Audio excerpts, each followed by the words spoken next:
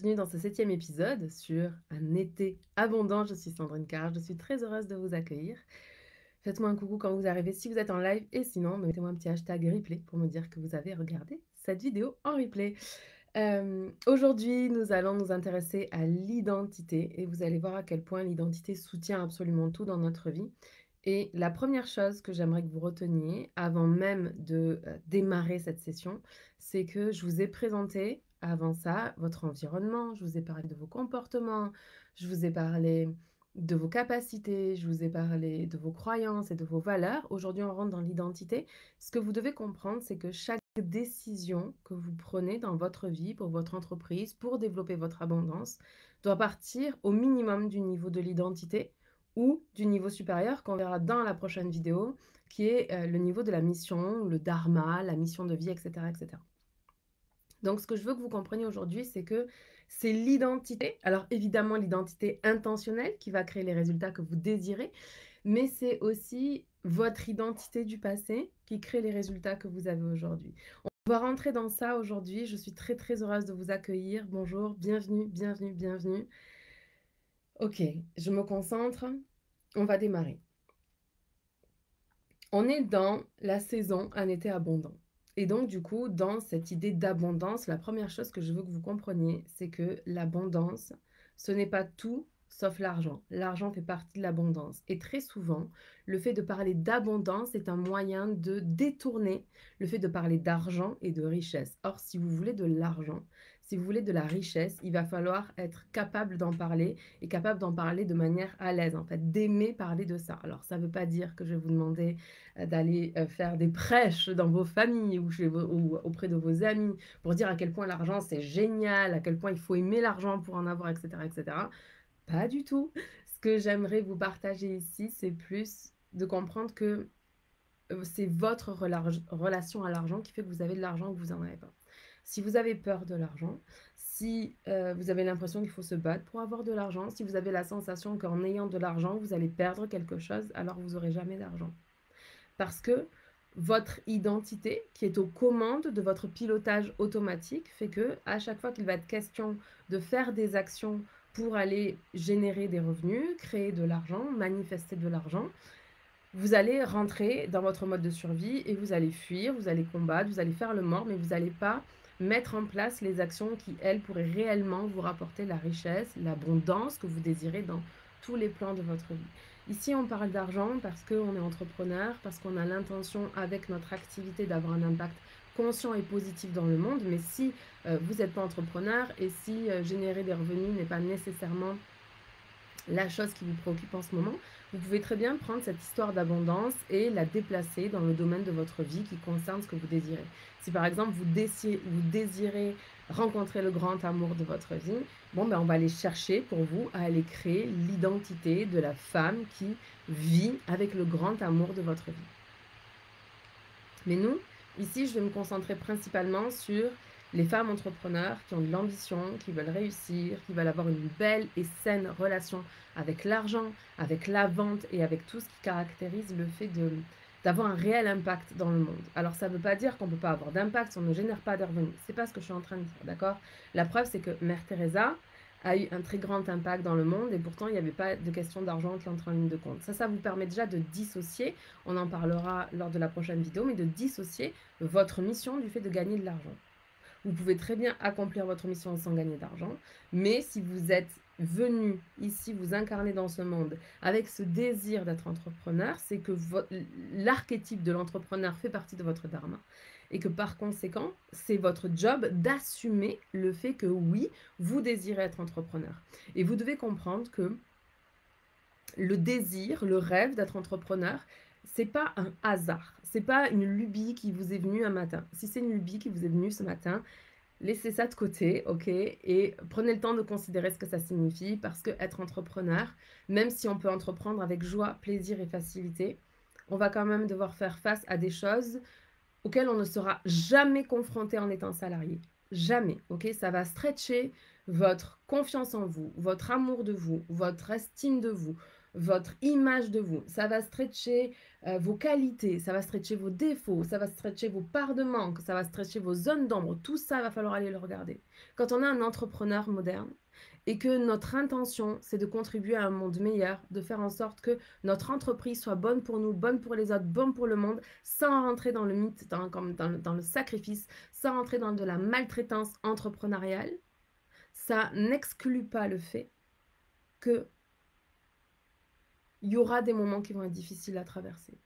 Mais que votre état d'esprit, c'est de considérer que chaque difficulté que vous transcendez dans l'entrepreneuriat vous permettra de contribuer au prochain niveau. Donc ça, c'est ce que j'avais envie de vous transmettre. Donc si c'est une lubie, renseignez-vous sur ce que c'est être entrepreneur. Parce que quand on est un entrepreneur dans l'âme, quand on a une âme d'entrepreneur, on ne peut pas faire autre chose qu'être salarié. Je veux dire, en tant que salarié, c'est comme si on mourait littéralement sur place, ok?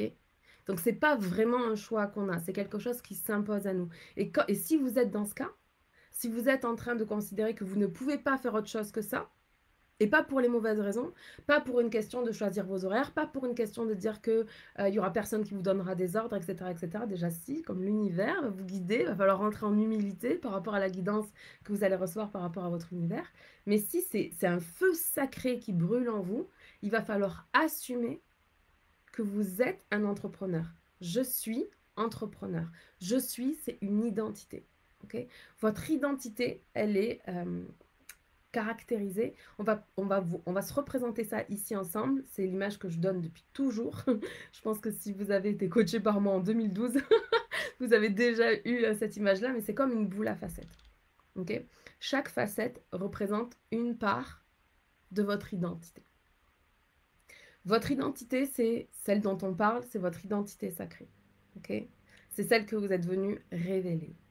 C'est celle qui vous transcende, qui transcende votre humaine. Cette identité, quand vous arrivez dans le monde, il y a des facettes de votre boule à facettes qui sont en lumière et d'autres qui sont en ombre. Okay? Votre job, c'est de prendre vos ombres et de les retourner pour que ce soit la lumière qui réfléchisse votre identité. Le problème, c'est qu'à chaque fois que vous pensez que vous devez être autre chose que ce que vous êtes, vous basculez une facette qui est en train de réfléchir la lumière en ombre. Et c'est de ça dont on va parler aujourd'hui. Donc, si vous êtes une âme d'entrepreneur, il va falloir assumer que vous êtes une entrepreneur, que ça fait partie de votre identité, que vous ne pouvez pas faire comme si ce n'était pas le cas, parce que vous le savez, vous le sentez, et que le rôle, comme une des missions de votre archétype d'entrepreneur dans votre vie, c'est de générer des revenus pour votre entreprise. Parce qu'une entreprise, ça coûte de l'argent. Ok? Ça coûte, comme il y a des charges, il y a des frais, il y a des taxes, il y a des impôts, il y a tout ce que ça vous demande pour gérer la logistique, il y a les personnes à qui vous faites appel pour vous aider dans le fait de faire rayonner votre mission, ça coûte de l'argent. Donc, vous devez générer de l'argent. Et même si je vous conseille de démarrer en auto-entreprise, je ne vous conseille pas d'y rester. Mais c'est bien de démarrer. Et si aujourd'hui, vous êtes en auto-entreprise, ne vous considérez pas comme une petite auto-entrepreneur qui fait des trucs dans son coin. Considérez-vous déjà comme une entrepreneur. Point. Vous avez créé l'entreprise, c'est que vous avez le désir d'avoir une entreprise. Assumez que vous avez une entreprise, que vous avez le désir d'avoir une entreprise et que vous êtes ici pour gagner un maximum d'argent. Parce que ce n'est pas à propos de vous, c'est à propos de votre mission, c'est à propos de servir les autres, c'est à propos d'avoir un impact positif sur le monde. C'est ça, être entrepreneur.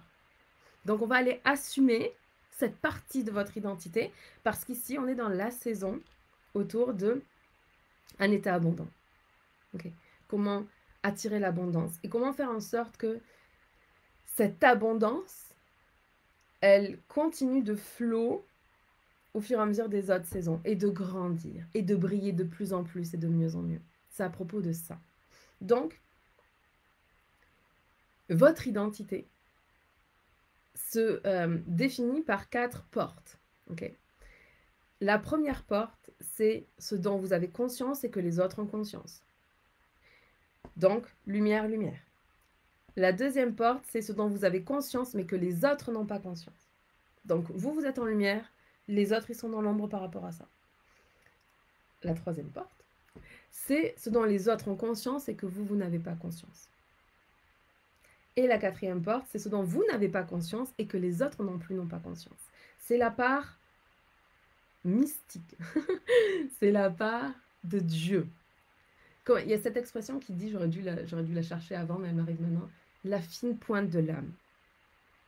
C'est l'endroit dans lequel vous avez toutes vos ressources intérieures. C'est ce que les autres ne peuvent pas voir de vous, et c'est ce dont vous ne vous autorisez pas encore à accéder. C'est ce qui est de l'ordre de l'invisible. Et c'est ça qui va faire que votre identité, elle est magnétique ou elle n'est pas magnétique. C'est toutes les autorisations que vous allez vous donner parce que vous allez sortir du besoin de reconnaissance et de validation et que vous allez mettre vos antennes à l'intérieur. Parce que cette phase-là, vous ne pourrez pas la découvrir autrement qu'en entrant vos antennes à l'intérieur, qu'en vous recentrant, qu'en ramenant vos énergies vers l'intérieur. Ce que vous savez que les autres ignorent, soit vous décidez de le mettre en lumière, soit vous décidez de le garder pour vous. Ce qu'il y a, c'est que dans le programme que j'ai délivré là récemment, que j'ai fini de délivrer il y a 2 semaines, Vendre avec facilité, vous pouvez y accéder encore, hein, il est disponible maintenant sur une plateforme d'e-learning, donc il n'y a pas de problème. Peu importe le moment auquel vous regardez cette vidéo, le programme Vendre avec facilité est accessible. Donc ce programme, Vendre avec facilité, le 6e module, on parle du magnétisme. Okay. Dans le magnétisme, je vous parle de vous mettre dans une posture de transparence, de vulnérabilité, d'authenticité. Et c'est quelque chose qui fait extrêmement peur. Okay. On aimerait, quand on démarre ce chemin d'entrepreneuriat, ou même quand on continue et qu'on plafonne à certains résultats, c'est parce que on veut montrer une image un peu polissée de nous. On ne veut pas montrer nos parts de manque, nos zones d'ombre, on ne veut pas dire quels sont nos vilains petits secrets, etc., etc. Mais le truc, c'est que si on est capable de se dire, ok, quelles sont mes 5 choses que je sais à propos de moi, qui peuvent générer chez moi une émotion désagréable, une émotion désagréable, je parle trop vite, de la honte, qui peuvent générer de la culpabilité, de la colère, j'en sais rien. Peut-être la colère, c'est quand même facile à exprimer dans notre société, de la tristesse peut-être. De la peur, qu'est-ce qui me fait peur? Quels sont mes comportements dont je sais qu'ils ne sont pas bons ni pour moi, ni pour les autres, ni pour le monde, des comportements qui ne sont pas bons non plus pour moi et pour ma dévotion à mon entreprise. Si vous êtes capable de faire la liste de ces 5 choses, déjà, vous aurez fait un grand pas vers cette notion de transparence, de vulnérabilité et d'authenticité. Parce que le truc, c'est que on ne se connecte pas avec nos masques sociaux. Le problème dans notre société, c'est qu'on passe notre temps à créer un masque social pour rencontrer le masque social des autres. Et après, on s'étonne que ça ne matche pas. On s'étonne de ne pas attirer les bons clients. On s'étonne que notre entreprise ne décolle pas. Mais c'est notre job, c'est notre mission de se montrer tel que l'on est, avec évidemment nos parts de force, mais aussi nos parts de manque. Avec toute notre lumière et de l'assumer, d'oser dire, avouer, déclarer, offrir au monde notre lumière. Tout ça, c'est qui on est. Plus on assume qui on est, plus on est magnétique pour les autres. Donc cette histoire d'authenticité, de transparence, de vulnérabilité, c'est quelque chose qui est extrêmement magnétique pour votre entreprise. Parce que les gens, ils ne sont pas parfaits. Les personnes de votre communauté, les personnes sur les réseaux sociaux, vos voisins, votre famille, on met ça un peu de côté, mais c'est vrai aussi, vos amis, vos clients, toutes ces personnes-là, elles sont humaines. Alors oui, on est un être spirituel incarné dans un corps physique d'humain, mais on est aussi il y a une part de nous qui est humaine. Et notre part divine, cette part-là, elle est parfaite. Elle est sacrée. C'est pour ça que on va vous dire que tu es parfaite telle que tu es. Et c'est vrai, ok? Profondément, dans votre essence, vous êtes absolument parfaite. Ce qui fait que vous vous jugez imparfaite, c'est parce que vous ne reconnaissez pas à quel point même vos défauts, vos ombres, les choses dont vous avez honte à propos de votre histoire, de votre parcours, de ce que vous avez fait, de ce que vous faites encore aujourd'hui, tout ça fait partie de votre mission de vie. Et c'est tellement pas à propos de vous, parce qu'en fait, votre âme, quand elle a choisi de s'incarner, elle a choisi tout ce dont elle avait besoin elle l'a mis dans votre corps d'humaine et vous vous êtes manifesté avec la lumière dont elle avait besoin, l'ombre qu'elle avait besoin de traverser, les outils, les dons, les talents,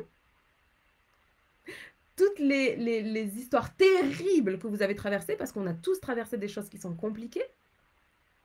Peu importe que certaines personnes pensent que ah, c'est pas si grave.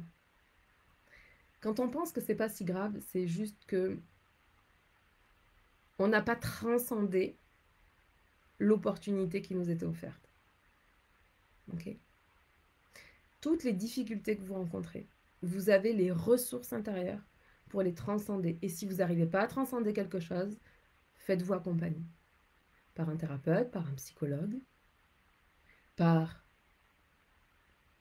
j'allais dire un coach, mais c'est pas le rôle du coach, sauf à moins qu'il ait une spécialisation, mais c'est pas son rôle de vous aider à aller transcender quelque chose. Ok? Son rôle à lui, le coach ne s'intéresse pas, ne s'occupe pas du passé.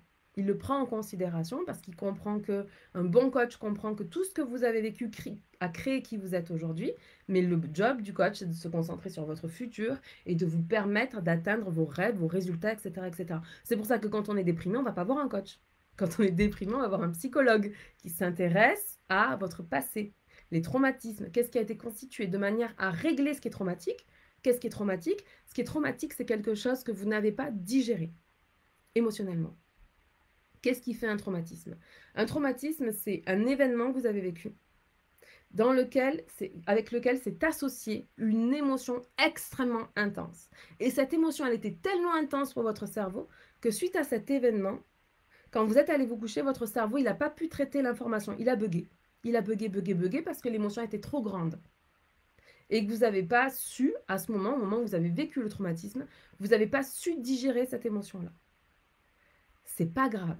C'est même normal et c'est pas grave, ok? Ça ne veut rien dire à propos de vous. C'est juste, ok, je sens que j'ai un traumatisme, il y a quelque chose qui n'est pas passé. Je vais faire appel aux personnes qui sont qualifiées, qui sont bonnes dans leur domaine pour aller transcender ce traumatisme-là.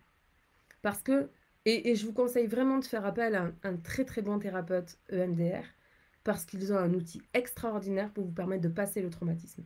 Mais il faut que cette personne soit vraiment compétente dans la manière de diriger son protocole, parce que son protocole est vraiment très très bon. Vraiment, vraiment très très bon.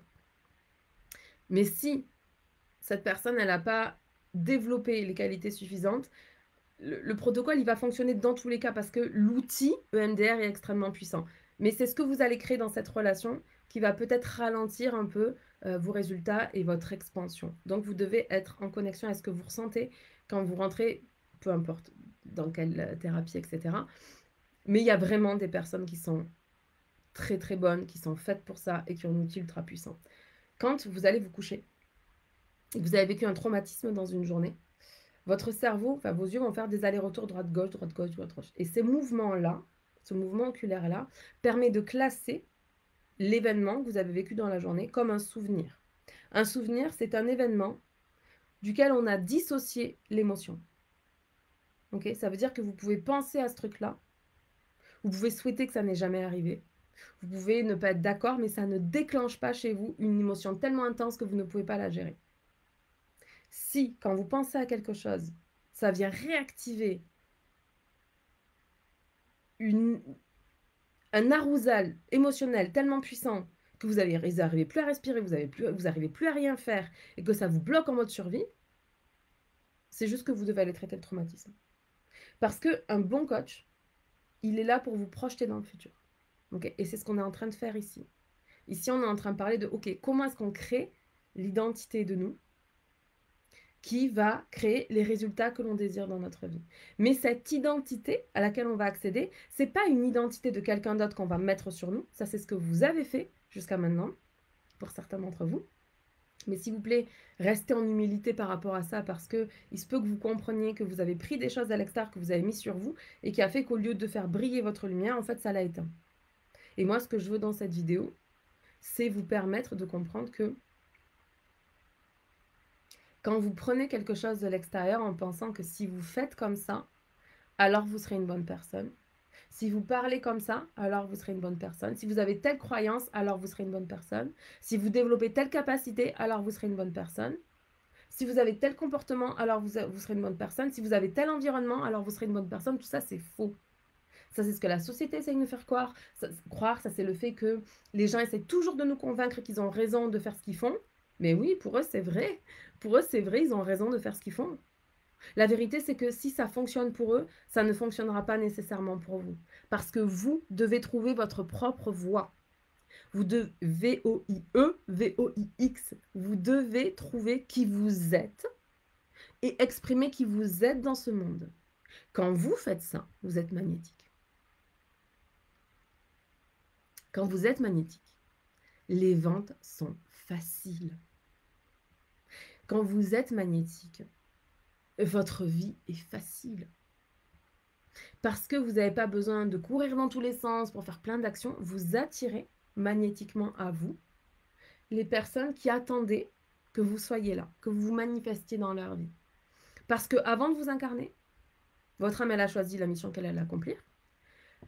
Elle a fait des pactes avec d'autres âmes en disant, ok, on se retrouve dans cette vie, je vais t'aider à transmuter ou à traverser ce truc-là, à transformer telle ombre en lumière et tout, machin. Donc, je m'incarne et on se retrouve dans cette vie.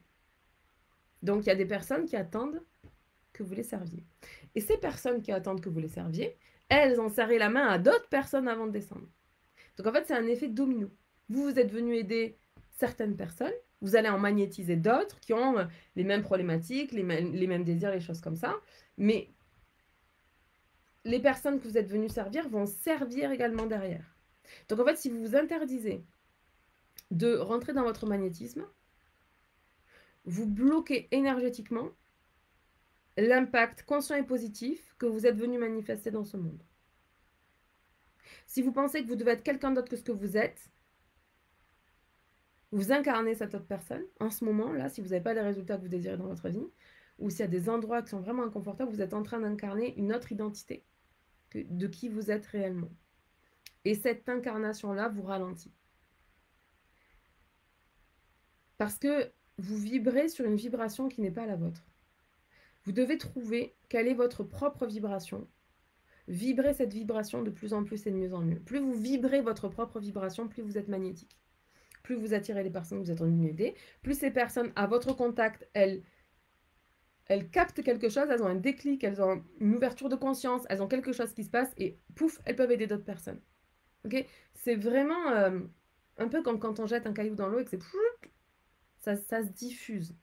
C'est la même chose, sauf que si vous ne diffusez pas votre vibration, vous n'êtes pas en train de réaliser votre dharma. Et si je caricaturais les trucs, je dirais que vous êtes même en train de créer du karma. C'est un choix.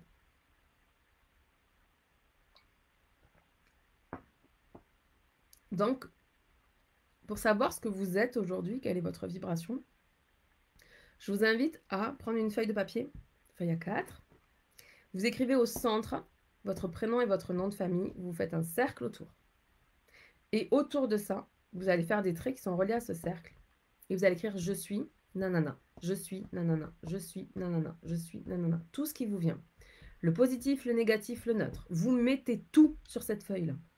Ok ? Et assurez-vous de faire vraiment tout le tour et de venir compléter au fur et à mesure. Quand vous avez comme mis tout votre système mental sur le papier autour de votre identité, vous allez repérer le positif d'une couleur, le neutre vous le laissez en blanc, et le négatif d'une autre couleur. Et ce qu'on va veiller à faire, c'est aller transformer le négatif en positif. Rappelez-vous, je vous ai dit que notre identité, c'était une boule à facettes, et que notre objectif, quand on parle de devenir la meilleure version de soi-même, okay, c'est que toutes nos facettes sont en train de briller, sont en train de refléter notre lumière intérieure. Mais il y a certaines de nos facettes qui sont retournées, et donc qui ne brillent pas. Et notre job, quand on devient la meilleure version de nous-mêmes, c'est d'aller mettre de la lumière sur chacune des parts d'ombre et de manque de notre humaine. Encore une fois, nous sommes absolument parfaites, énergétiquement, dans notre essence profonde. Notre âme est parfaite, absolument parfaite. Elle est merveilleuse, elle est lumineuse, elle est puissante, elle dépasse tout, ok? Mais votre identité d'humaine, elle a vécu des expériences, elle a eu des parents qui l'ont conditionnée d'une certaine manière, des éducateurs qui l'ont conditionnée d'une autre manière, des amis qui l'ont conditionnée aussi, qui l'ont peut-être ouvert à d'autres choses ou pas, un conjoint qui a pu lui faire beaucoup de mal, ou un conjoint qui l'a révélé à elle-même. Okay. Notre âme, elle a vécu toutes ces choses-là, et certaines parts de nous qui étaient extrêmement lumineuses, on les a ralenties pour pas déranger. Parfois, on les a tellement ralenties qu'on les a éteints. On a appuyé sur off dessus. Eh bien, mon invitation, toutes les zones off, c'est tout ce que vous avez écrit de négatif à propos de vous. Et ce que vous allez faire, c'est que toutes les choses que vous avez écrites, je suis nulle, j'y arriverai jamais, je ne suis pas une bonne personne, je suis une escroc, qu'est-ce que vous auriez pu avoir écrit, qu'est-ce que j'ai vu généralement chez mes clientes?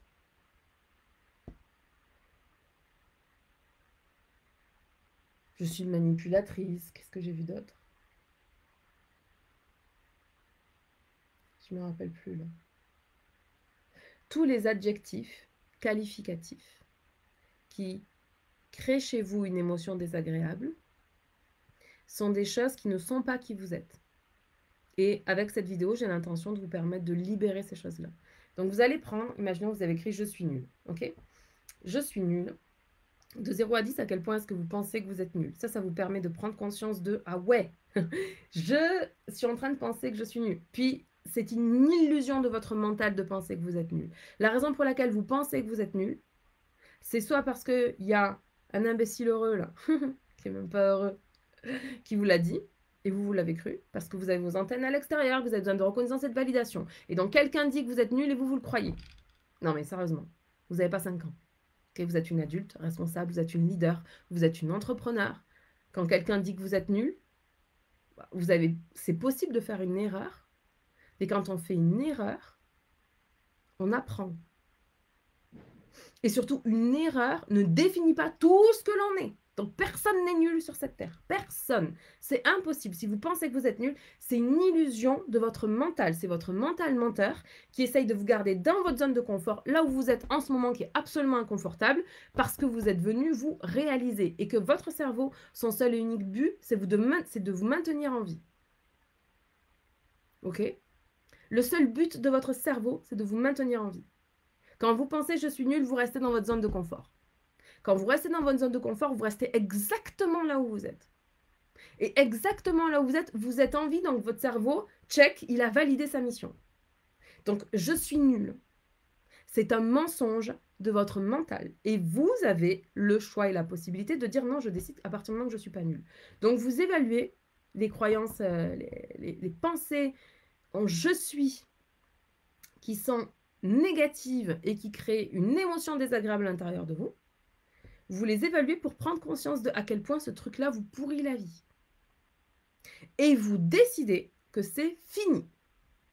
Que c'est pas votre mental menteur qui va vous mener par le bout du nez pour vous garder dans votre zone de confort et tourner en rond en mode survie. Vous décidez que vous êtes une leader. Vous décidez que vous êtes puissante et vous décidez que vous pouvez décider absolument tout en ce qui vous concerne. Et donc, vous allez remplacer le « je suis nul » par son contraire. Un contraire qui est juste et bon pour vous. Donc, je suis nulle, ça pourrait être je suis intelligente, je suis capable, je suis digne, je suis méritante. Tous les je suis que vous voulez. Ok ? Mais qui remplace le je suis nulle par une nouvelle pensée. Et vous faites pareil pour tout. Et pour chacune, une fois que vous avez noté, vous notez pour chaque pensée que vous avez recréée. Donc, par exemple, le je suis nul, vous l'avez évalué de 0 à 10 pour savoir à quel point cette croyance était limitante pour vous, cette pensée était limitante pour vous. Ce n'est qu'une croyance. Hein. Vous croyez ça vrai parce que votre mental menteur a dit « Ok, bah à partir du moment où on va croire qu'on est nul ». Alors déjà comme ça nous permet de passer en mode victime et de faire « Oh, moi j'ai vraiment pas de chance », d'attirer un petit peu l'attention, de recevoir des bénéfices secondaires à penser que je suis nulle, parce que les gens me dire « Mais non, mais t'es tellement intelligente », parce que ça ne me viendrait pas à l'idée d'aller dire à quelqu'un qui est pleinement confiant qu'il est intelligent « Ah non, mais t'es tellement intelligente ». Non. Les gens qui sont confiants, ils n'ont pas besoin qu'on vienne valider en permanence qu'ils le sont. Ils savent qu'ils le sont. Point. Et ils manifestent dans leur réalité parce qu'ils savent qu'ils le sont. Donc c'est ce qui est merveilleux. Mais vous devez sortir de ça. Ensuite, vous transformez ce « je suis nulle » en « je suis intelligente, je suis puissante, je suis créative, je suis extraordinaire, je suis merveilleuse, je suis lumineuse », ce que vous voulez. Vous évaluez de 0 à 10. À quel point est-ce que vous croyez ce truc-là? Moi, je crois à 2. Je me moque un peu de votre mental menteur, d'accord? Et votre mission, ça va être de passer de 2 à 10. Mais vous allez y aller étape par étape. D'abord, vous allez passer de 2 à 3. Vous allez vous demander, okay, qu'est-ce que je peux faire pour passer de 2 à 3? Qu'est-ce qui ferait que le fait de dire « je suis extraordinaire » rayonnerait, déborderait de tous mes pores? Énergétiquement, comment est-ce que je pourrais incarner, ressentir, vibrer, déborder de « je suis extraordinaire ». Peut-être que ça va être « ah ben tiens, pour être extraordinaire, j'aimerais bien réaliser ce projet ». Ok, ben, je vais commencer à réaliser ce projet. Quand vous avez réalisé ce projet-là, revenez et dites-vous « ok, j'en étais où ?» Ah tiens, bizarrement, je suis pas passée de 2 à 3, je suis passée de 2 à 7. Qu'est-ce que je peux faire passer de 7 à 8? Etc. Et vous faites ça pour chaque truc négatif que vous pensez. Si vous avez sur vous plus de pensées négatives, de « je suis négatif » que de « je suis positif », s'il vous plaît, faites-vous accompagner. Vraiment, d'accord? Parce que vous ne pourrez jamais réaliser votre pur potentiel si vous avez dans votre état d'esprit des pensées négatives par rapport à vous. Vous n'allez pas manifester l'abondance si vous pensez que vous êtes nul. Ok? Alors vous allez me dire, oui, mais Sandrine, il y a des gens qui sont riches et qui ne sont pas des bonnes personnes et blablabla. Ne vous occupez pas de ça. Ça ne vous concerne pas, en fait. C'est juste que ces personnes, elles ont l'identité « je suis riche ». Okay, cette identité, pour eux, elle est positive, elle est agréable, elle est drive. Ils ont plein d'autres caractéristiques qui les drive aussi, mais ça ne vous concerne pas. Et si vous voulez avoir l'identité « je suis riche », faites en sorte que la richesse, le fait d'être une femme riche, faites en sorte que la richesse soit une expérience neutre pour vous. Vous avez entendu, je n'ai pas dit faites en sorte que ce soit une expérience positive. Vous pouvez. Mais le truc, c'est que si vous faites de ça une expérience positive, si vous mettez en tout cas une énergie positive à propos de l'argent, c'est que vous êtes encore dans la dualité. C'est ni bien ni mal. L'argent, c'est ni bien ni mal. C'est 100% neutre. C'est ce que vous en faites. Si, quand vous êtes riche, vous polluez la planète, vous êtes arrogante, vous vous moquez des gens qui sont pauvres, vous jugez ceux qui n'ont pas autant d'argent que vous, vous êtes désagréable avec les métiers de service, les personnes qui vous servent à l'hôtel, les personnes qui vous servent au restaurant. Si vous vous comportez comme une personne infecte, ça n'a rien à voir avec le fait que vous ayez de l'argent ou pas. Croyez-moi que si vous êtes infect avec de l'argent, vous l'étiez déjà avant. Ça fait partie de votre identité. Mais je suis riche, c'est neutre. Par contre, c'est l'expérience que vous allez créer autour de « je suis riche » qui va vous permettre de vivre une vie extraordinaire. Parce que si vous êtes riche, mais que vous êtes une mauvaise personne dans le sens où vous êtes malveillante et maltraitante pour vous et pour les autres, il n'y a aucun intérêt à ce que vous soyez riche. Vous allez juste être un exemple de plus que, voilà, quand on a de l'argent, on peut être une mauvaise personne. Et vous allez aller valider toutes les croyances limitantes de toutes les personnes qui s'interdisent d'être riches pour pas être comme vous. Mais si vous voulez pas être riche parce que vous avez peur d'être une mauvaise personne, premièrement, c'est que vous êtes une putain de victime. Et ensuite, c'est parce que vous vous dites que, que la richesse, c'est forcément mal ou que l'argent, c'est forcément mal. Et ça, c'est une projection de votre mental qui veut vous garder exactement là où vous êtes. Parce que je vais vous dire un truc, c'est qu'avoir de l'argent, ça implique un niveau de responsabilité qui est grandiose. Parce que l'argent, c'est du pouvoir. Et qu'un grand pouvoir, beaucoup d'argent, un grand pouvoir, un immense pouvoir, implique d'immenses responsabilités. Si vous devenez extrêmement riche, vraiment multimillionnaire, multimilliardaire même, et que vous avez une ou plusieurs entreprises et que vous êtes une personne infecte avec les personnes qui travaillent pour vous, les conséquences sur ces personnes-là vont être désastreuses. Parce que vous vous dites, ah, ça va, il s'en remettra, j'ai mal parlé. J'ai un exemple d'entrepreneurs qui ne sont pas nécessairement des mauvaises personnes, mais qui ont des mauvais comportements. Mais vraiment, c'est vraiment pas bon ni pour eux ni pour les autres. Ok, ces personnes-là parlent mal à leurs employés. Leur disent en permanence que s'ils ne sont pas contents, ils ont qu'à se barrer parce qu'il n'y a personne qui est irremplaçable. Quand quelqu'un vient exprimer quelque chose, ils ne l'écoutent jamais. Ils ont cette posture dans l'entrepreneuriat. Et ils l'ont pas parce qu'ils sont des mauvaises personnes. Ils l'ont parce qu'ils pensent que c'est comme ça qu'ils réussissent. Alors, c'est complètement faux. C'est d'autres caractéristiques dans leur identité qui font qu'ils réussissent. Mais c'est pas ça.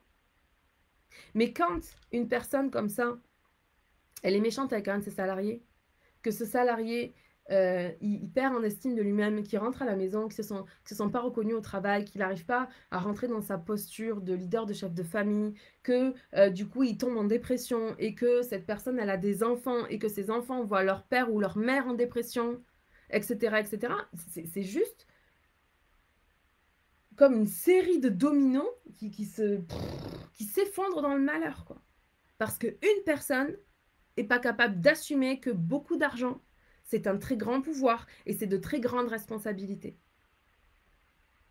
Et que c'est chaque personne qui a ce pouvoir parce qu'il a de l'argent, c'est sa responsabilité de s'assurer qu'il est la meilleure personne possible avec ses salariés, avec ses employés.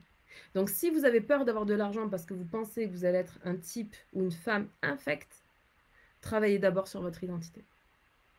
Parce que c'est un choix. C'est peut-être un choix en pilotage automatique, comme cet entrepreneur, il n'a pas du tout l'intention d'être une mauvaise personne, c'est juste qu'il réagit à ce qui se passe.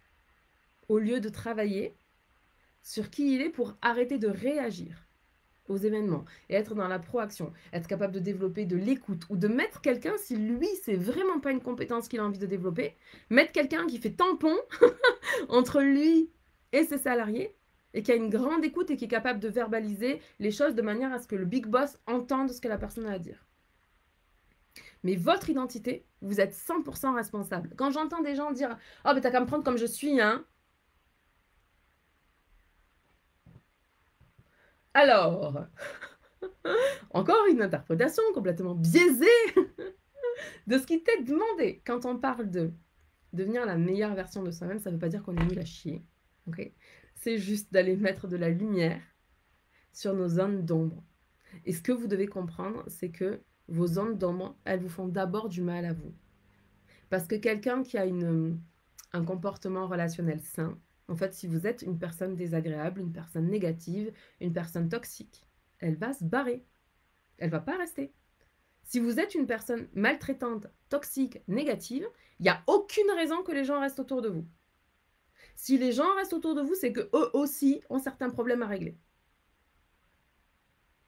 Donc quand on dit devenir la meilleure version de soi, c'est pas pour changer ce que vous êtes dans quelque chose que vous n'êtes pas, mais c'est plutôt de changer ce que vous n'êtes pas et que vous êtes persuadé que vous êtes en quelque chose que vous êtes vraiment, votre essence, votre lumière, ce qu'il y a de plus merveilleux chez vous. C'est ça, la question de l'identité. Et soit vous êtes en pilotage automatique, c'est-à-dire que comme mon exemple d'entrepreneur, vous ne faites que réagir depuis que vous êtes enfant et que vous êtes né à l'extérieur, et vous êtes devenu un tyran parce que vous êtes en réaction permanente, ou est-ce que vous avez suffisamment de leadership et d'humilité pour comprendre que vous êtes grande, vous êtes puissante au-delà de tout ce que vous pouvez imaginer, mais que cette grandeur appelle nécessairement l'humilité. Et que vous n'êtes pas grande pour faire du mal ou pour écraser, vous êtes grande parce que vous avez une grande mission. Et parce que vous avez une grande mission, quand je vous parle de un grand pouvoir, implique de grandes responsabilités, ça veut dire que vous devez être capable d'assumer une posture de leader. Ça veut dire que vous devez sortir du sauveur, vous devez sortir de la victime, vous devez sortir du bourreau. Il faut accepter de sortir de ces rôles-là. Parce que ça, c'est pas votre grandeur. Ça, c'est votre petit humain, votre petit ego qui, quand même, regarde comme je suis une bonne personne, je suis un sauveur. J'ai travaillé en tant que bénévole à Médecins du Monde. J'ai été sapeur-pompier volontaire saisonnier pendant 15 ans, pendant 15 saisons au feu de forêt.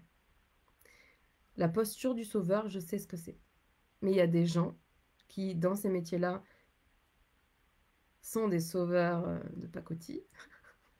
Des gens qui sont là pour aller redorer leur image d'eux-mêmes. Et il y a des gens pour qui c'est leur mission.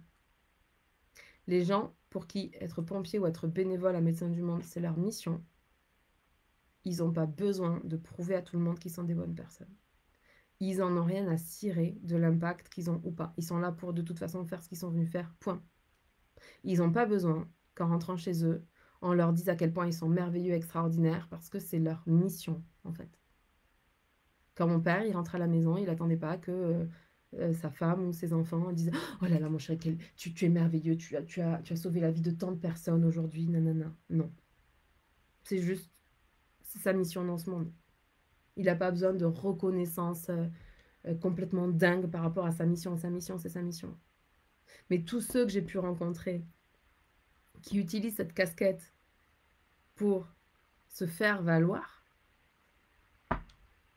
et vous n'êtes pas grands, les gars, hein. Vous êtes pathétiques, en fait. C'est pas ça, la grandeur d'âme. Hein.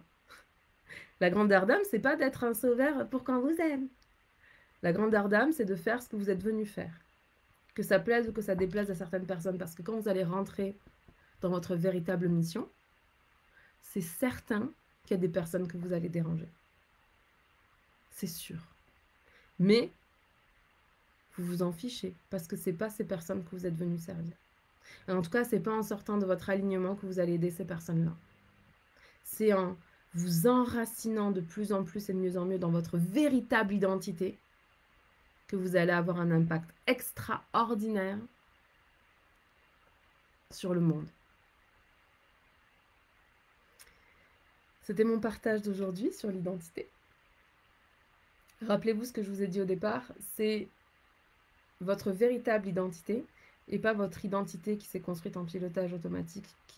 En fait, c'est ça. Si aujourd'hui vous n'avez pas les résultats que vous voulez, si vous n'êtes pas en train de vous réaliser pleinement de toutes les manières extraordinaires qui sont disponibles pour vous, si vous n'êtes pas en train d'incarner votre pur potentiel, c'est parce que votre identité actuelle est une identité en pilotage automatique qui est rattachée à vos expériences de vie, aux expériences de vie des autres, qui ont créé des interprétations que ces gens vous ont partagées comme étant la réalité. Et du coup, vous avez constitué une identité en fonction de qui on vous a dit que vous deviez être et comment on vous a dit que vous deviez vous comporter et même comment on vous a dit que vous devez croire. Mais vous n'êtes pas dans votre leadership. Et je veux pas que vous disiez « Ah voilà, je suis nulle et j'y arriverai jamais ». Non, ok.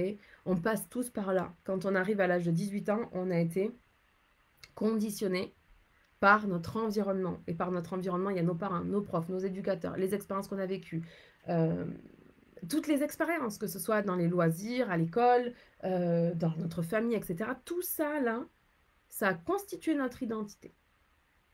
Mais en devenant adulte, notre responsabilité, c'est de comprendre que c'est à nous maintenant à aller trouver qui on est, peu importe d'à quel point on part loin. Parce que croyez-moi que je parle de très, très, très, très, très, très loin. Croyez-moi que des croyances négatives sur ce que j'étais, j'en étais pleine. J'en étais pleine parce que j'ai grandi dans un climat qui était anxiogène. Vraiment. Je passais du